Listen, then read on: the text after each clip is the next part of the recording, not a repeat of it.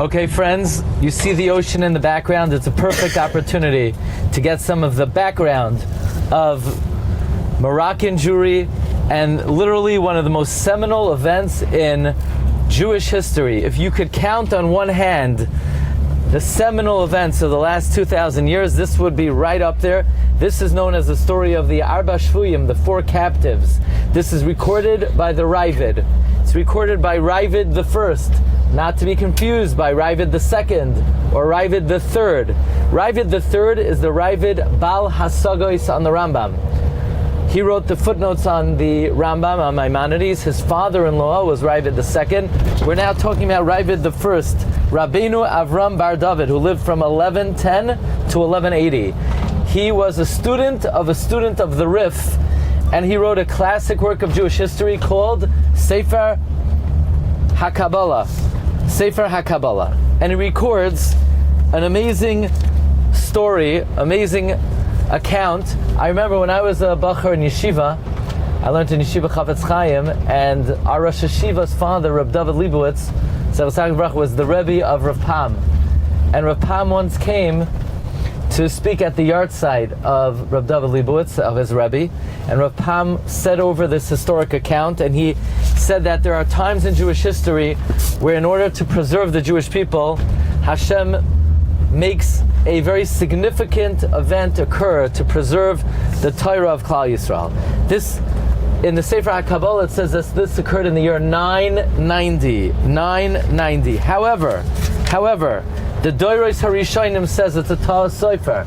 It could not have happened in the year 990. It had to happen about 30 years early in the year 960.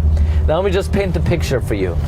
Since the close of the Talmud Bavli, from the time Ravina Ravashi sealed the Babylonian Talmud, the seat of power of Torah lay in Babylon, in Bavel, in the great yeshivas in Bavel, Surah, Pampadisa, Neherda, from the time of the Chachmei Talmud, the time of the Rabbanan Sivaroi, and the times of the Gaonim, all the way until Rav Shri Gaon and Rav Hai Gaon. So how did Torah come to Europe? How did Torah come to North Africa? In the year 990, an event occurred, or as we said, in the year 960 actually, an event occurred that forever changed the course of Jewish history. Let me just continue to paint the picture, because Torah of Bavel was very different than the Torah of the Chachmei Ashkenaz. What was the main distinction? The main distinction was the Torah of Bavel is what we call Divrei Kabbalah, which means the profundity of Talmudic analysis was not the most critical ingredient. What was most critical was the authentic tradition, going back to the Amoraim and the tradition of the Gaonim. The Gaonim, it's called Divrei Kabbalah. However, the Chachmei Ashkenaz, the house of Rashi, it really originated in Italy, gave precedence and prominence to the depth of Talmudic analysis. And we're going to see that in North Africa, these two schools of learning were fused together. So in the year 990, 4 great Gaonim set sail. There's a big discussion. Where did they come from? Where were they going? Some say they left Babylon. They were collecting money for the Kala. Kala meaning the yeshivas in Bavel. However, many historians say no, Kala means Hachnasas Kala. And they did not set sail from Babylon, they set sail from Bari, Italy. From Bari, Italy. There was a pirate, his name was Demahin. He was the captain of the fleet of Caliph Eved al-Rahman al-Nazar of Cordoba. And he captured these 4 great Gaonim. Their names were Rabbeinu Chushiel, the father of Rabbeinu Hananel; Rabbeinu Moshe, the father of Rabbi Chanoich; Rabbeinu Shmarya Bar Elchanan, and the 4th one, we don't know their name. And these 4 Gaonim, all-time great Gaonim, were redeemed by 4 different communities. Rabbeinu Shmarya Bar Elchanan was redeemed by Egypt, and when the Egyptian community redeemed him, Egypt became a center of a great Torah academy. So now the the shift of power. The power is shifting from Babylon to Egypt. In Spain, they redeemed Rabbeinu Moshe, the father of Rav Chanoich. Now, in Spain at the time, the leader of Spanish Jewry was somebody by the name of Rabbeinu Nassan. But they were learning a particular sugya, and the sugya was Al Kol Tevila Haza'ah, and Rabbeinu Nassan was not able to explain it fully. And they turned to this newly redeemed captive, Rabbeinu Moshe. And surprisingly, Rabbeinu Moshe was able to explain the sugya lucidly, cogently. And Rabbeinu Nassan said, well, you explain it better than I do. Rabbeinu Nassan stepped down from the yeshiva and he gave the leadership over to Rabbeinu Moshe. Now it's interesting, in today's day and age, rarely will you see a Rosh Yeshiva step down. That's a very rare phenomenon.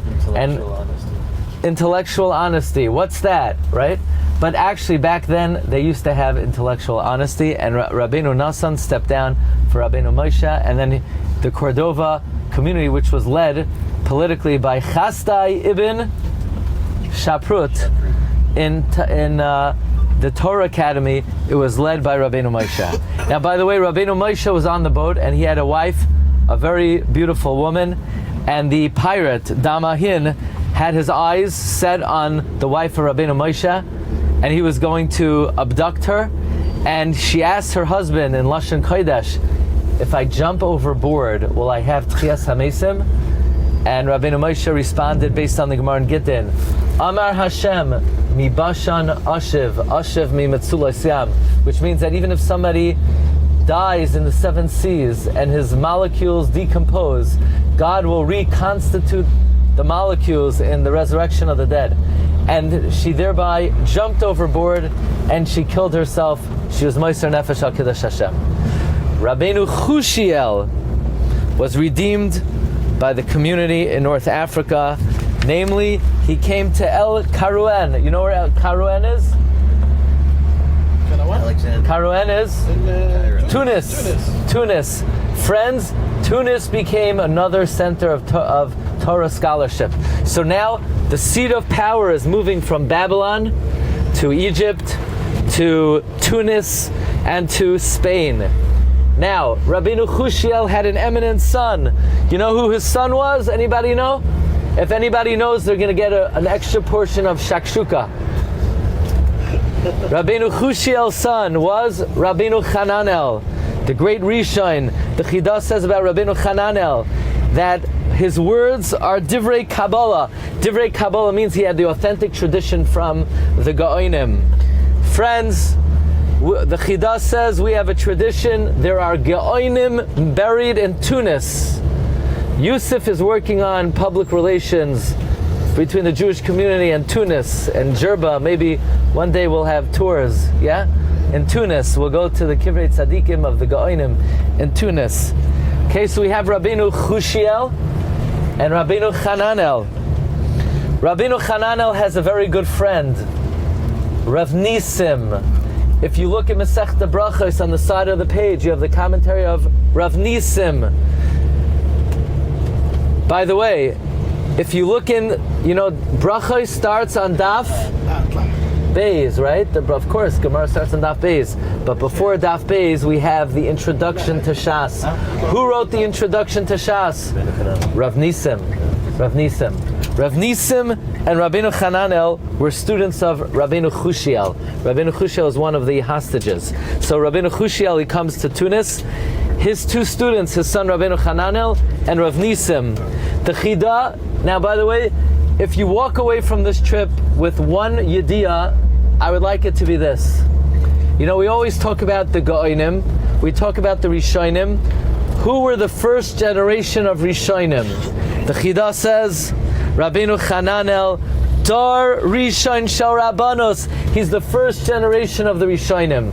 Rabbeinu Hananel, Rav Nisim, and then Rav Nisim had a mechutin, and he wrote something called Mavoi HaTalmud, Shmuel HaNagid. These were the first 3 Rishonim. The Meiri says the first 3 Rishonim, Rabbeinu Hananel, Rav Nisim, and Shmuel HaNoged. Now, Rabbeinu Hananel has an illustrious student. Anybody know who's the student of Rabbeinu Hananel? Rabbi Yitzchak Alfasi, the Rif. And the Rif already is in Fez. And now we know how Torah came from Babylon to Tunis to Fez to Morocco. It all came about in the year 960. The story of the Arba Shvuyim, which brought Torah from the times of the Rishonim to the times, from the times of the Gaonim to the times of the Rishonim. In North Africa now, you have the fusion of two schools of Talmudic thought. You have the traditions of the Gaonim brought by Rabbeinu Hananel, fused together with the Talmudic analysis of the Rishonim. And this brought the golden age of Moroccan Jewry through Rabbeinu Chushiel, Rabbeinu Hananel, and Rabbi Yitzchak Alfasi, who, by the way, is alluded to in this week's Parsha.